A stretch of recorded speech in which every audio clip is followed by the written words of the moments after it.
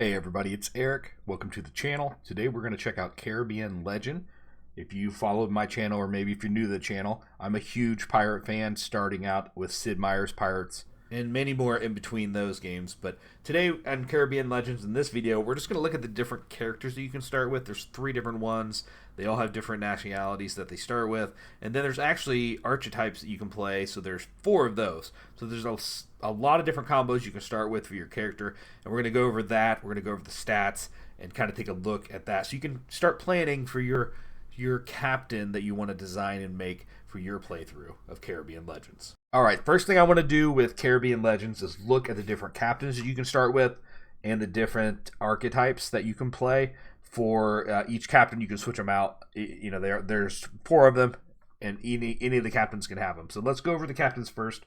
We're going to start with the English captain, William Patterson. This is a young nobleman who had intentions of trading, but he realized that it was dashed by how cruel the world was, and he had to acquire a letter of marque and work his way through using cannons and blades to kind of take over the old world. So this is a guy who went in there to be a trader, realized it wasn't going to happen, and had to get a little bit more physical. So that's William Patterson. Next captain is Charles, the son of a French noble, an idler, a painter, and a lady killer. That's really, I mean, the rest of it just kind of fills in the blanks there, but that's what this guy is. And he does have the objective that he's here to find his lost brother, which is unique. It's the only captain that really has like a main quest that's different than just, you know, ruling the Caribbean Sea, at least at the beginning of the game. That may change as you play on and progress more.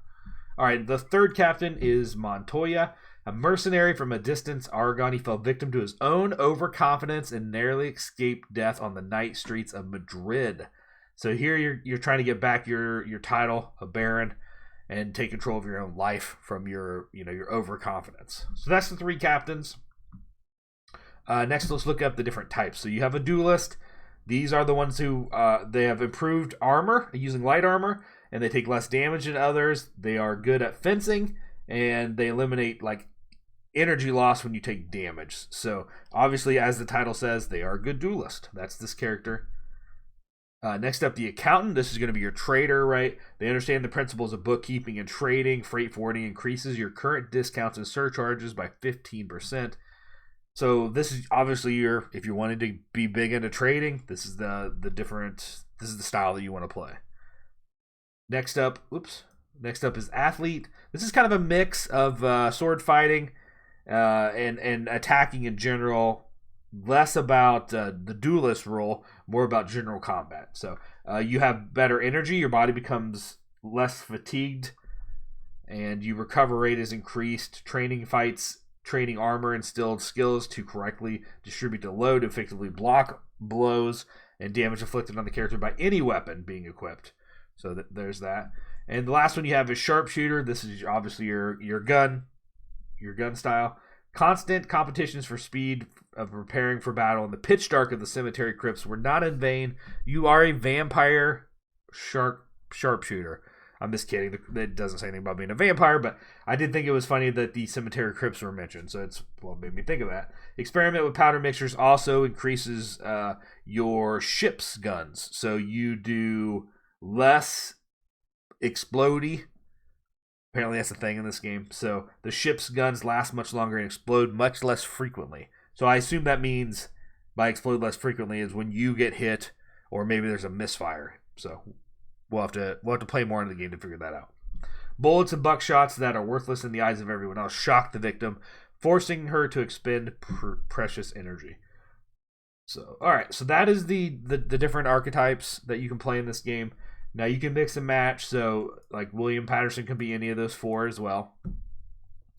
So you get to play it. Now, all right, so that's the characters. I just want to do a quick overview. You can see what you can start with and what different mix and matches you can have. Now, another question that's going to come up, I think, is the pirates part here. What these stats mean. If you right-click on them, it will give you a little overview. So if we click here for power, that's what P is for. Strength. Allows for harder hits to carry more items. This attribute affects skills, which requires physical strength, especially medium weapons, heavy weapons, and cannons. It's also affects the weight that you can carry and the amount of health points. So P is pretty important, right? Let's look at I.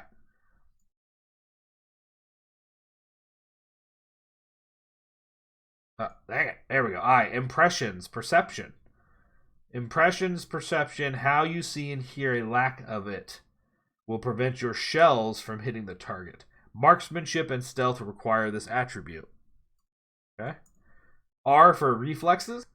This is your agility. Your coordination and personal agility. A man with low reaction attributes would not be able to timely draw his sword or land a strike.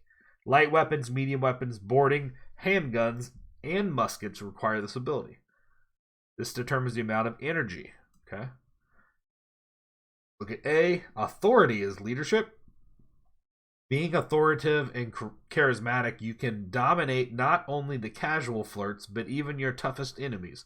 A natural leader has no need for violence in order to take goods from a merchant. They will give him everything without putting up a fight. The best sailors will follow him, and the most beautiful women will wait for his arrival at every port. Charisma and trading requires this attribute. It also determines how many officers you can hire. Well, that's interesting. All right, let's look at T. Talent, learning, intelligence. Your ability to learn knowledge and wisdom and decision making. A talented character needs less time to reload his guns and has no trouble hiring men at lower rates. Navigation tools also require a brain between the ears. Trading, cannons, and navigation require this characteristic. Most importantly, it's determined how fast you gain rank and perks. All right, let's look at E. Endurance, the key to sailor survival. Repairs and defense require this characteristic. It affects health points and maximum weight. Okay, and finally S. Success, luck. They say better be born lucky than rich. Handguns and muskets, luck and stealth require this trait. It determines the outcome of some game events and general generated quest and the value of individual prizes awards. All right. That is all the stats. So we kind of overviewed that real quick. And if you can see when you switch the different archetypes, it changes your stats. All right, that's the overview. Caribbean Legends, the different captains, the different stats. We went over the attributes. Kind of give you an idea of, so you can plan a little bit of what you want to make your character before you get started in this awesome sandbox pirate game. Thanks for watching. Don't forget to hit that subscribe button and have yourself a great day.